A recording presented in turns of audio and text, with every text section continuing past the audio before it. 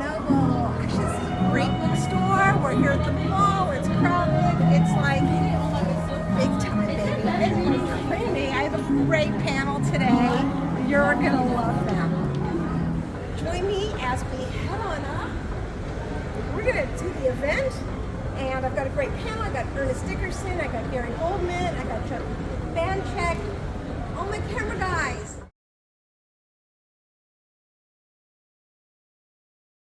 Thank you for coming. It's Oscar Sunday, so thanks for starting off your Oscar day with us. And I've got these award-winning, fabulous panel people who have some great stories to share today.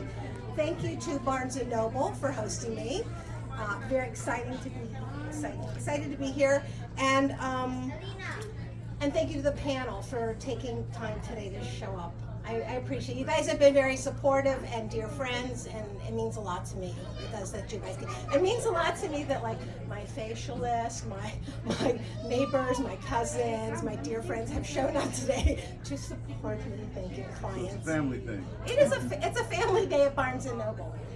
What I wanted to do is, With my wife? oh, I didn't Rose. Rose calling you to the panel section. Check. Come to the cashier. So that is my fabulous panel. Most of today is going to be them talking, but before they talk, because I'm still talking, where is my... I just wanted to tell you all just a little bit about myself. All y'all know me, but I'm gonna tell you anyway, damn it. Okay, so I went to art school and I went to film school. I went to the San Francisco Art Institute. I went to graduate film school at NYU. And I came out to LA and with my thesis film bachelorette pad. Under my arm I had Barbie dolls that came to life. So see, my timing has come back around. I had the Barbie doll situation happening. And I was really, my goal was to direct a Hollywood movie by the age of 30. And I didn't really think when I came out that I would not get a chance. I didn't think I'm a female director, I'm a woman who does girly movies. I want to do things that are like, I saw that picture with John Waters that you took recently, and Roger Corman and Russ Meyer. I mean, these are the kinds of kooky movies I wanted to make. I didn't think about it. And I didn't really think when I came out that I would not get a chance. I didn't think I'm a female director, I'm a woman who does girly movies. I want to do things that are like, I saw that picture with John Waters that you took recently, and Roger Corman and Russ Meyer. I mean, these are the kinds of kooky movies I wanted to make. I didn't think about it. So I came out here and I did get to make 2 movies. So that was exciting in that I got to make Modern Girls and Assault of the Killer Bimbos. Now, they were not the great art movies we had studied at film school, but they were mine. And I will claim them as mine. The thing was that I was here for 14 years. I was in the Writers Guild. I wrote scripts. My dad would say, let's do lunch. He would tease me because that was like the big thing in the late 80s, 90s. Let's do lunch. And we thought we were being very productive by doing lunch, which maybe we were, maybe we weren't. But I will tell you, after 14 years, I got tired of the dangling carrot of the movie business. So my chapter is called, Not Even a 4-Hour Lunch with George Clooney Could Keep Me in the Movie Business. And what happened was, I had an intervention with my parents because they were saying to me, you need to make some money. Your visa does not care that you're creative artistic soul and needs to get paid. So sadly for me, my first boss, Norman Stevens, who has a chapter in the book, he needed an assistant. He went over to Village Roadshow and he asked me, will you come be my assistant and be the D-girl? D-girl is someone who reads hundreds of scripts every week and writes reports so your boss doesn't have to read them. And I did it until he got somebody. So I remember the first day I was crying in the parking lot in Century City, and like my tears were making my brown bag lunch just like soaking wet. I was taking huge steps back in my career. It was sort of sad. So what happened was, during that time, I went back to my artistic roots from art school and started hand painting a decorative accessory. I started a business painting candlesticks and picture frames. I built a $1 million business in 4 or 5 years. And what happened was and then after that I built a lifestyle business I've done for 25 years as a Chinese astrology expert and feng shui expert, which Melissa knows because she has worked with me. But what I wanted to say is that everything I learned in the movie business, I applied to other businesses. If I was not in the movie business, I think I would just be this floundering artist thinking, next week. But what I did was I applied how a film is made, which is why the book is divided into 5 chapters. So there's a section on writers, because you have to write something first, right? It's got to be an idea that has to be written. The next is, producer. Producers come up with the money. You got to fund the projects. Then you have a director who has a vision for what's happening. You have actors, you're performing, and then crew who does everything else. And at one point, whether you have your own business or you're working in film, you're doing a little of all those areas. So I wanted to sort of include that. So now we are going to share sage wisdom of shining in the spotlight from my fabulous panel of people. Who wants to go first? I'll go first. Yeah, Gary's going first. Okay. And you're on. Thanks for doing this, Anita, and thanks for including me. I really do appreciate it. To be included with this incredible cast of characters in there is a lot of fun. And to be standing next to these 2 incredible professionals is quite the honor. I don't know if y'all know, but working on a set is can be an exhilarating team effort experience. That is why I go there every day, because it's truly a team sport. And working with someone like Joe, who's a camera operator, I don't think, for a lot of people that aren't in the film industry, that don't stand on set, don't have any idea what Joe brings to the party every day. He works closely with the actors, with the assistant director, with the director, and really is the instrument that tells the story through the camera. And I call them art leads, because they're artists. Try to keep the peace with the cameraman and the director. Yeah. But it's an artist athlete. I mean, holding that camera is incredibly challenging. And so anyway, Joe, it's a real pleasure to be sitting here next to you. Likewise. So this book is really interesting in that it sort of talks about how you got in the industry, why you stay in the industry, and well, and how you also apply, because so one of the things, actually, I don't know if can you paraphrase it, because you didn't bring your book, but you could remind me. Sure. I want to hear that story about when you did House of Lies and you had to pivot and you were directing the episode. Okay. I thought. Did you want to talk about the You could do that separately. Okay. Firstly. All right. Well, I'll just tell that story. So, we're talking about riding the line of.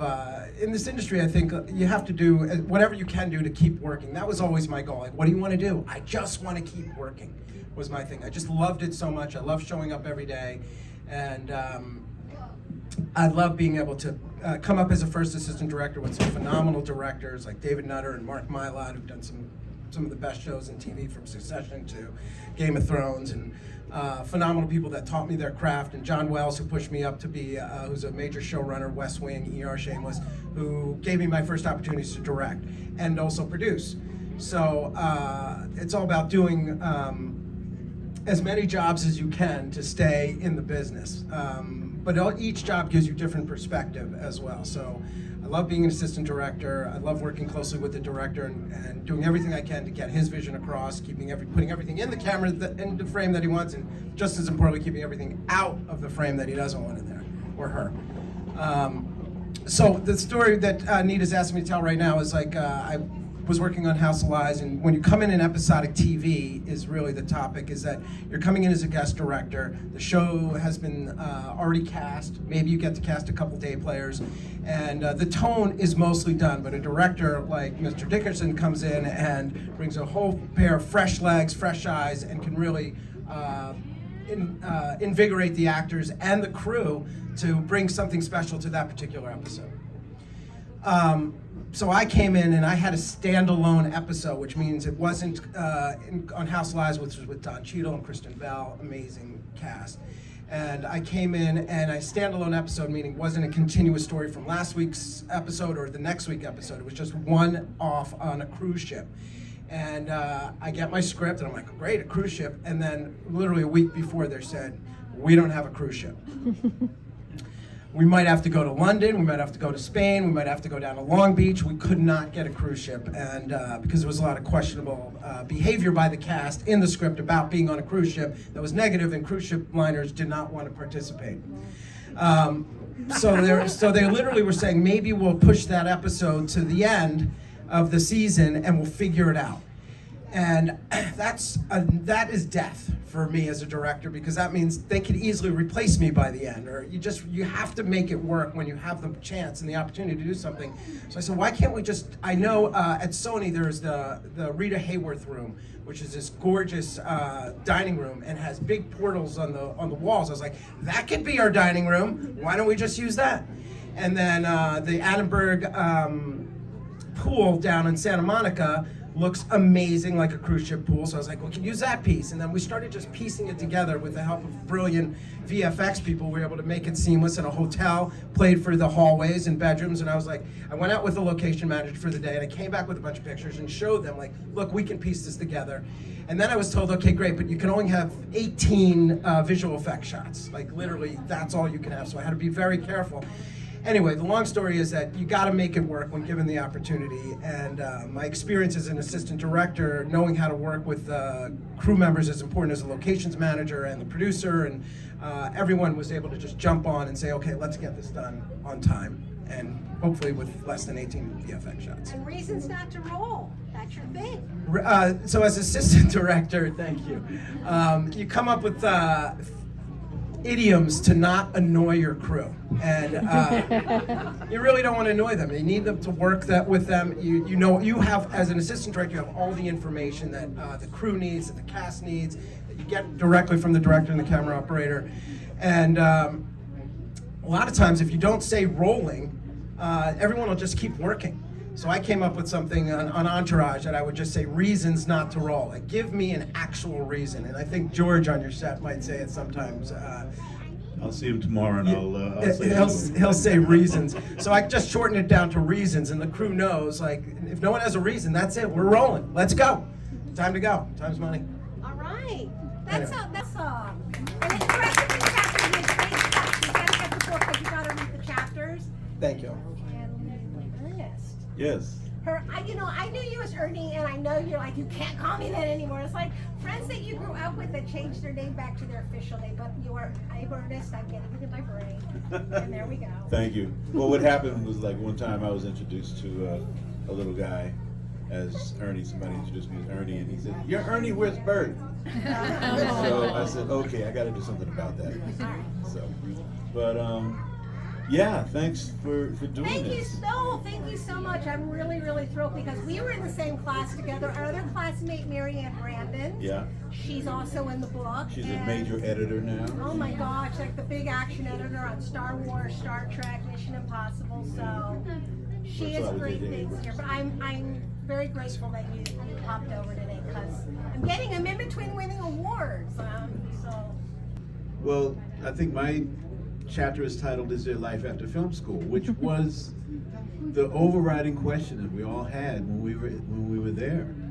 And I came out of a background. I did my undergraduate work in architecture and with a minor in color photography. And so going into cinematography, which was a lifelong love of mine, but I never, took it seriously until later, or even thought I could even become a cinematographer. And so, so when I went to NYU, the cinematography class was the one. It was a class that everybody dreaded, because they had to go through it. The first day, everybody saw the lenses and they saw all those numbers around the barrel of the lens, and they were like freaking out. Now, I was had already been a working photographer, so for me it was easy. And for me, using the facilities of the film school, and the priority was making films. A little bit of classroom work. We learned the rules, what rules we can break, but then we actually had to be out there shooting films. And so it got me hooked up with Spike Lee, who was a writer-director. So second year, I started shooting his films. Third year, I shot his graduate thesis film. which actually showed at the New Films New Directors series in New York, and was seen by a very famous independent director named John Sayles. And he was planning a movie that at the time was called The Brother Who Fell to Earth. And he was looking for a crew because he was going to be shooting in Harlem. And he saw Joe's Bed-Stuy Barbershop, which was Spike's film. And I was like one step away from getting a cab driver's license. What I was doing was I was doing occasional public relations films. I was shooting occasional public relations films for the Archdiocese of Brooklyn. Actually hired Spike as a sound man on a couple of those. He was an excellent sound man. And was trying to figure out how I was going to break in. You know, I didn't know how. And I got this phone call out of the blue. A lady named Peggy Reisky, who is the production coordinator, and she asked me if I'd ever heard of John Sayles. Yeah, he is the independent man. She said he's doing a little science fiction film, kind of like a Roger Corman-esque kind of a thing. And he saw your work and he'd be interested in talking to you about it. Would you come in and talk to him? And so I went in, met John. John had not written one word of script, but he had the whole story in his head. He sat me down, told me the whole story. And it was a great story. He said, don't worry, I'll have a script in about 2 weeks. And they asked me if I'd ever shot 35. And I lied and said yes. Because, you know, I had AC'd on Bill O'Reilly's student film that he was shooting in 35. So I knew I could handle it. You know, it's just the film gauge is a little bit bigger and the millimeters of the lenses are different, that's all. But the principles of exposure are the same and lighting and everything. So I knew I could do it. And so that was my first job. On Brother from Another Planet, which is what the title was changed to. And what was interesting is that Spike tried to get on as assistant director, and John Sayles wouldn't hire him. And I wondered why, and I went to John and I said, why wouldn't you hire Spike as AD? And he basically said, well, would Coppola hire Scorsese as an AD? And he was, you know, recognized game already, you know?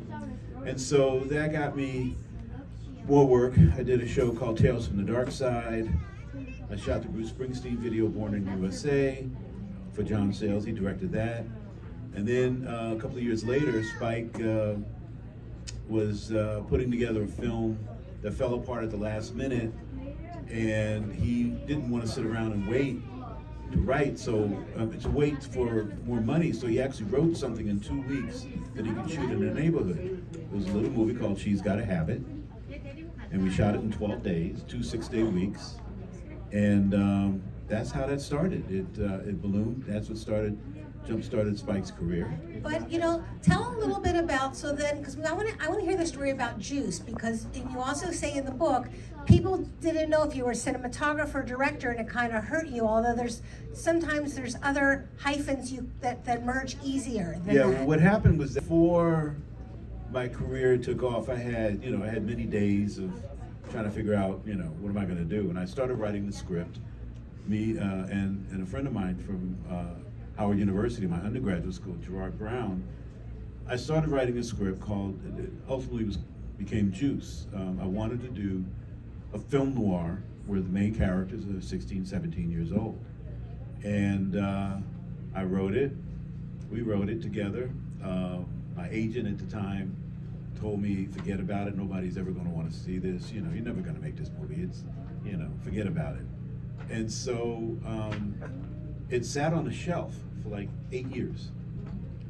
And then my career as a cinematographer had taken off, so I was doing pretty good. But then Gerard, the co-writer, his agent, he fell out of love with his agent, so he was shopping for a new one. He had a new one, and she wanted to see what he had written for her film. And he showed her Juice, and she was freaked out. She said, what's going on with this? And he said, nothing. Nobody wanted to touch it. Everybody said, forget about it. And she said, I can get this made. And so she took it to several production companies that wanted to make it, like, immediately. But then we started getting their notes. And some of their notes were, we think it's too dark. Maybe you need to really rethink this as a comedy. So I don't know how many of you have actually seen Juice. It is not a comedy. So, and so we basically said thank you, but no thank you. Gerard and I said, look, we got to wake up in the morning, look at ourselves in the mirror. If we let them ruin this, we're not going to be able to live with ourselves. So we said thank you, but no thank you. Took the script back. And then one day, out of the blue, I got a phone call. Very pleasant British gentleman calling me on the phone, saying he read my script, he wanted to talk to me about it. We met at a place called the Pink Teacup in New York, Manhattan, down in the Village. And his name is David Heyman. And he asked me how I saw the movie. And I said, this movie has to be raw, it has to be real, it has to be shot on the streets of New York, no studio work. He said, well, how about a cast? I said, there's nobody that can play these guys that we know of. So we have to go after unknowns. So after that, he said, hey, you know, do you want me to get funding for it? And I said, yeah. So he raised the money. Turned out that his father was Sir John Heyman, who was partners with Chris Blackwell of Island Records, which was Bob Marley's company. They had Island Pictures.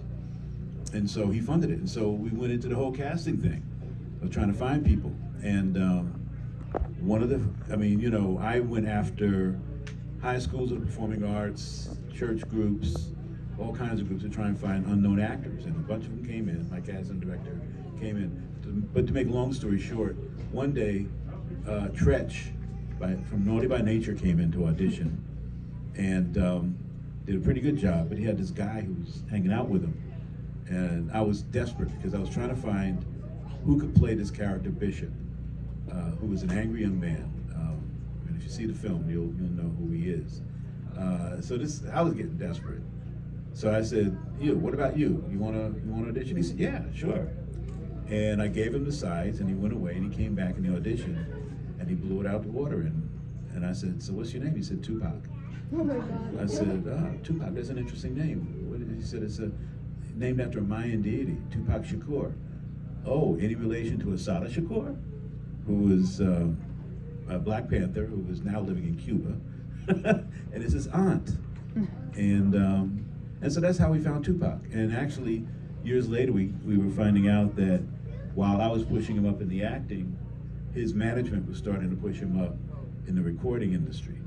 And while we were shooting Juice, he actually had a notebook, and he would sit over on the side and he would write what I thought was some of the music from his first albums. But it was incredible. He got his inspiration from the people on the street that he met. He would see people in the street, somebody looked like they had an interesting life story, go over and talk to them, and that's how a lot of that wound up in his music. One of the things you said in the book is casting is crucial. Yeah. Which we think of casting as crucial in film, but casting in life is crucial. Casting your friends, casting your team, casting people that you're working with on every area. So that's. And wait, what was the? There was a what? Well, there's a Houston, quote, what well, a was very it? famous quote, which I found John out to be Huston? true. John Huston said that 85 to 90% of directing is casting, and that is so true. That is so true because you want an actor who feels that part, who knows who that character is, who can be that person, so that you can sit back and watch what they can bring to it. You don't want to make somebody into something else. They have to be able to feel that role. And so casting for me is one of the most painful processes because so many nights I go to bed thinking I'm not going to find it, trying to find that role. And you just got to stick with it and not give in to, making choices that you don't want to make. You got to really stick with it and find that right person for that role. And you always find the stars. So there you go. And you find them, and then as a director, I become the first audience, which is fun. Thank you so much. That's great stuff. Yeah. All right, now we're going to roll down to the end of the aisle there. Joe Urbanczyk comes from the whole long legacy of famous Polish cinematographers. Well, they are. I mean, some of the most famous cinematographers are Polish, right? Well, I started out NYU here with Anita and Ernest, and I was originally going to stay in New York. Is your but microphone, is your microphone on? On two? Okay. Okay. I was originally going to stay in New York, but then I read in a film magazine about the American Film Institute and that they offered internships. And I had contacted them and said I just graduated NYU, and I applied in the hopes of getting an internship with my ultimate hero, Vilmos Zsigmond. Long story short, I got the acceptance. They gave me a scholarship based on the fact that I already had a master's degree, and they guaranteed me the internship with Vilmos. So I immediately jumped on a plane and headed out. And what happened was I graduated AFI. I kind of went under Vilmos's wing. I did a picture called The River, where I interned. It was with Mel Gibson and Sissy Spacek. And it was 4 months in Tennessee. And it was quite the experience. It was like one of the biggest movies of its time. And it was a beautiful film. And Vilmos ultimately got nominated for an Academy Award. And I said, boy, this is easy, you know, piece of cake. Anyway, I did finish that, and then I went on and started shooting my own stuff once I left and completed that project. And ironically, I was doing Tales from the Dark Side on the West Coast, while Ernest was doing it on the East Coast. Yeah.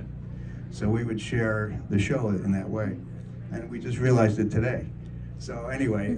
Well, you did the all-nighter with Susanna And then Hoffs. I even shot, I had a Yeah. beautiful woman who was an agent, and she was getting me all these jobs, you know, just with her looks and her gift of gab, and she was with the Irv Schechter agency way back when. And she was just stunning, and I was honored to be under, you know, her guidance. But then she came to me and said, hey, Joe, I'm leaving the business, I'm moving to Arizona. I said, I've had it. Oh, really? Okay. So then I was kind of trapped, and I called Vilmos, and he said, why don't you just not get an agent for now, come work with me. I'll get you in the union, and you're gonna be my eyes as my operator. I said, whoa, okay. So then I'm suddenly thrust into like multi-million-dollar movies and giant pictures. And was operating for Vilmos, and it went on for 25 years. And he took me all around the world. And when I first started out, it was a real challenge because I remember going to certain lectures similar to this. And one of the questions was, do you ever feel pressure before the start of a movie? And it was Conrad Hall, the great Conrad Hall, the late great. In Cold Blood and Fat City and Butch Cassidy. Anyway, he was also one of my heroes. And he said, point blank, he said, you know, a lot of times I can't even sleep the night before I start a movie. I said, wow, I can relate to this because I was getting the same feelings. So I reached back into my vault, and I, you know, kind of remembered I was doing transcendental meditation at the time, and I was able to incorporate that into my work because as an operator, a camera operator, you have to really study and watch rehearsals and watch how people sit, how they stand, how they walk, how they move. You're really an eyewitness to their movements. And if you really study them, it becomes second nature. So anyway, as a result, I would always meditate before going onto a set. And it always seemed to work very well. And I use it to this Will day. you tell the Eddie Murphy story? Just that's a good one about watching a rehearsal and then having it go out the window. Well, what we were doing, I did a bunch of comedies, obviously, even beyond Vilmos. I did work with some of the great cameramen of our time, Caleb Deschanel, Dean Semler, Lajos Koltai, Laszlo Kovacs. Anyway, the movie was Nutty Professor, The Clumps, with Eddie Murphy. And, we rehearsed the scene. And in the scene, there is a flashback where he's in a hot tub and he has to make love to his grandmother. Okay? So, obviously, he has this flashback and then decides that he can't take it and he has to run out the door and vomit, So, anyway, I just stuck with him. We did the take. It was all unrehearsed, unprepared, print, moving on, and we got the shot. So, you just got to be on guard the whole time and be aware. But I did want to mention one other story, quick story, because as an operator, you have to be careful what you say, and not to offend anyone. But working on a Western, I'll say the director's name, let's for the point of humor, we'll say his name was Lee. Lee says to me, Joe, I'd like to start tight, and then we're going to do a snap zoom out wide. Okay. Oh, okay, great. This sounds like fun. So then after 6 days of doing this, on every shot, he's like, start tight and snap zoom out. Or start wide and snap zoom in. Okay, Lee, this is wonderful. This is a Western, it's not the style of the show. Anyway, after 6 days, I said, Lee, if we do one more snap zoom on this show, it's going to look like Mod Squad. And he said, yeah, I did the pilot in 30 episodes. I said, Lee, I love that show. So you got to be careful. But And will you wrap it up with a really funny Jack Nicholson story? Because that's in the book and it's really funny. Can you paraphrase that? Oh yeah, well that was the show that got me into the union. Then after that show, he moved me up to his operator. But what it was, Jack came up to me and said, Joe, instead of marks, we're just going to use Frisbees. And anytime I go anywhere, you just throw me a Frisbee. And I said, really? Oh, okay. But beyond that, he said, I want you to write the word Ixnalop on the Frisbee. I said, could you spell it out for me? He said, I-K, okay, Ixnalop. So I went out as the new kid in town. I got stencils. I made them like beautiful, Ixnalop on the Frisbees, I had 12 of them. Every actor had their own colored Frisbee. And I just throw it out to the set. And they just hit their foot, and at the end I said, Jack, what's the purpose of Ixnalop? He said, well, that's Polanski spelled backwards. And that's what Roman used on the original Chinatown. And that's what he wanted to use to keep the tradition going. So that was another learning experience. Yeah. Thank you all. Those are such good stories. It was such a filmmaker's thing. Oh my gosh. It's too bad we have a fabulous audience, but young filmmakers would love those stories. So we'll put What's it. great is that Vilmos was one of my sponsors into the ASC. Is that right? I had no idea. I didn't even know that. It's That's amazing. We're all 6 degrees of Ernest Dickerson. It's all amazing. Learning a lot today. All of us. Whenever I saw him, he said, why don't you come to the club room? Right. You don't come to the meetings. So one of the things that I did want to go back to and tell you, thank you all for coming again. Don't think I didn't leave you with some special exclusive content. So in the back of my book has a QR code. I'm going to move it so you can't get it unless you get the book. But what I wanted to I took about a year to try to create a QR code so you could go in and put your birthday and plot your chart. Because I do Chinese astrology and feng shui. And I not only wanted people reading the book to be inspired, and I've been so surprised in the few events I've had, I've gotten like 30-year-olds are like, oh my God, I'm at a crossroads in my career, and everyone's been very inspired. I did not write the book for 30-year-olds. I wrote it for sort of older, my generation, but I'm finding that to be kind of exciting. So what I will say is this. I think this is a really important to know who you are, your strengths, your weaknesses, the hat you wear in business, the actions you should take, and I'm giving this to you for free. So please, at the back of the book, go to the QR code. I think you have to keep going back to your email a few times, but eventually you'll have a PDF, And it will tell you that. And you can pull the charts of your spouses, your children, your people you work with. I mean, this is the work that I've been doing for 25 years. And if I know the essence of somebody, I know exactly how to talk with them, what words to use. My cousin Whitney can attest. I know who she is. She's a Yeewood, so I know what that means and what I need to do. So anyway, that's my sort of thank you for coming and getting the book. Also, when you guys get a copy of the book today, which we're all here to sign, which I'm excited, but I created cards. They're kind of like tarot, but on the back of them are all the quotes from everybody in the book. So you get to pull one, it's your guidance for the day, and it's your bookmark. So, and you pull with your left hand, because that invites the energy, and so don't forget to grab one of those. And again, thank you to my fabulous star panel. Thank you to my fabulous star audience who filled up the room. I'm actually kind of excited. And thank you to Barnes & Noble for having me.